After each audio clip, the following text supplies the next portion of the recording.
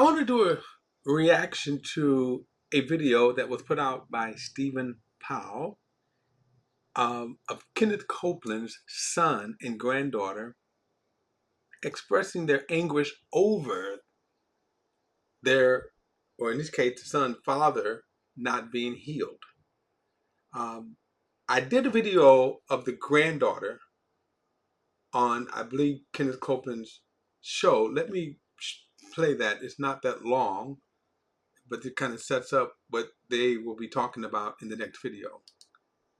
You hurt your back when your appendix ruptured and you got the pinched nerve in your back. And now we're talking about maybe you having to have back surgery at 90 years old. And I'm just like, God, why is my grandfather, of all people, at 90 years old, having to go through this pain when he has lived his life teaching about the manifestation of healing? Why won't you heal him right now? He did 2,000 years ago. So then why are you still in pain? It's hard. I'm struggling a little bit, and it's hard for me to admit that, but it's frustrating for me to watch you. Help me. It's hard to watch you.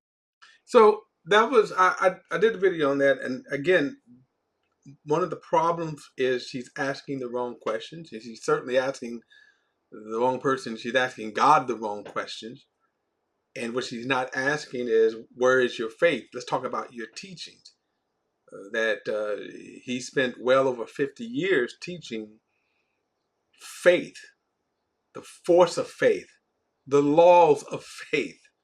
Mark 11, 22, 23, 24, faith.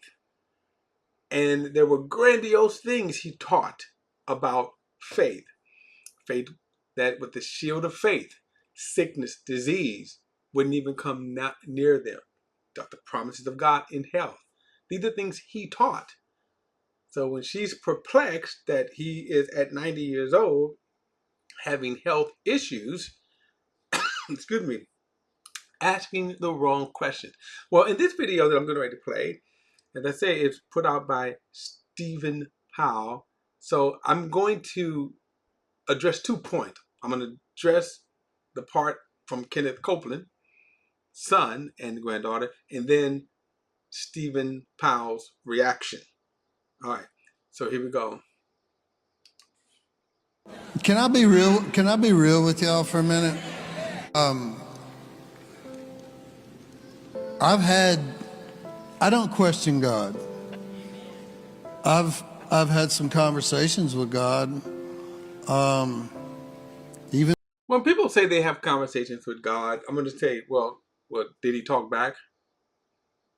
Okay, because again, if you're talking to God and God is actually talking to you, you wouldn't be having this conversation right here. And I say that again because remember, you have to understand Kenneth Copeland's ministry. Now, I am very familiar with it because I was saved under that ministry. And there was just a lot of things that Kenneth Copeland taught, the word of faith. He was one of the architects of the word of faith movement.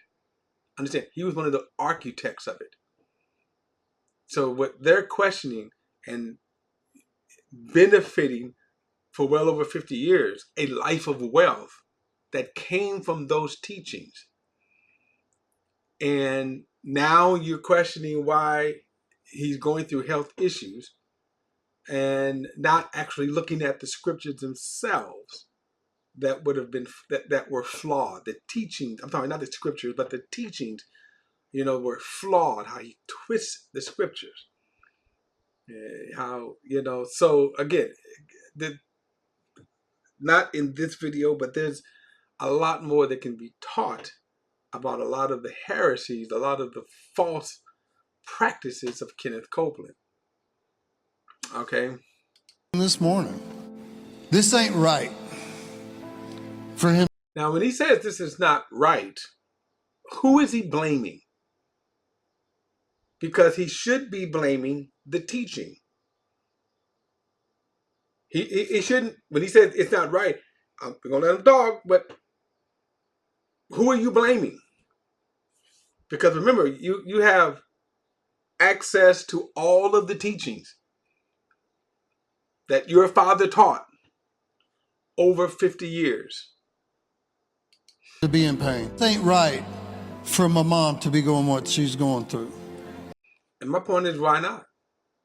And I agree, when you say it's not right, it's not right for anyone to go through that. What his mother is going through is dreadful. It's dreadful. But that's not the point we're talking about. We're talking about what your father taught. See, what your father taught, the reason why it shouldn't be happening to your father and your mother is because of what they taught. The laws of faith, the force of faith, the healing promises. His mother used to teach in their conferences. That I believe this is at the Southwest Convention. She used to teach healing school. It's dreadful. And I pray, I'm getting up in age. I pray I don't fall to Alzheimer's, dementia, the likes, But let's keep in mind when it sounds like he's angry, but you're angry at the wrong point. Shouldn't you be turning that and say, "Well, Dad, how come your teacher's not working?" I don't understand it. I really don't. I've struggled with. Well, let me say this: the reason why you don't understand it is because you're struggling, or you are struggling not to face the reality that what your father taught all this time was wrong, was false, all this time. That's what you're struggling with. With it. This is not how you finish a race. This is not what we believe. We speak faith. We all speak in faith, believe in God. But I'm just telling you my personal struggles, and I'm a work in progress. Well, I want to say that according to your father's teaching, your doubting faith is what is the problem, according to what your father taught. That you never ever should release, you should never ever speak anything other than positive confession. Your doubt is, according to your father, the reason why your faith isn't working. That's what they taught. I strive to be like Jesus. I strive to be more like him. But I'm sure some of you have asked the same questions, and I don't have the answers. And, I was talking to God this morning. Give me the answers. I would ask you, and I know you guys. When he says God give you the answers, again, what answers is he looking for? Now, the granddaughter asked, and remember we saw it in the first video, why is her father, who's been a man of God for all these years, teaching faith, why is he sick? You're asking the wrong question. Why don't you ask, is what he was teaching scriptural? Have been praying for them, and I just want to ask you to continue to pray and lift them up. And Papa taught me on that podcast episode, he taught me that We just saw that. his healing was already taken care of on the cross 2,000 years ago, and now he's just commanding his body to get in alignment with what's already been done. Right. And people, His body's not going to get in line. That's what Ken Copland taught, and maybe he's kind of believed that. He's kind of convinced himself. He actually knows. They know it's not going to happen. They know that he's not. The faith that he taught is not going to heal them. They already know that. just out there don't like that answer. So first of all, I just want to say my heart goes out to the one. You don't like the answer. Remember, she asked the questions. Remember, she said, "Help me." Now people are asking. People are challenging. Why is this happening right here? I got the old tapes, right, of his teaching on faith. So when she said people don't like the answer, she didn't like the answer. She doesn't like seeing her grandfather in such pain. She doesn't like seeing her grandmother reportedly with dementia.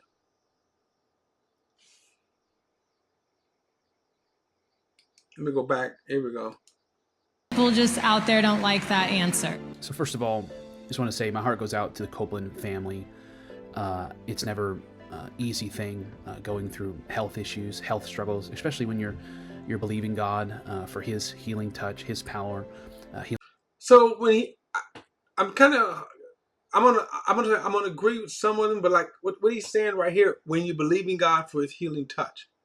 Again, I don't know who Stephen Powell is, but that's the problem right here, is that you're proceeding from a false theology.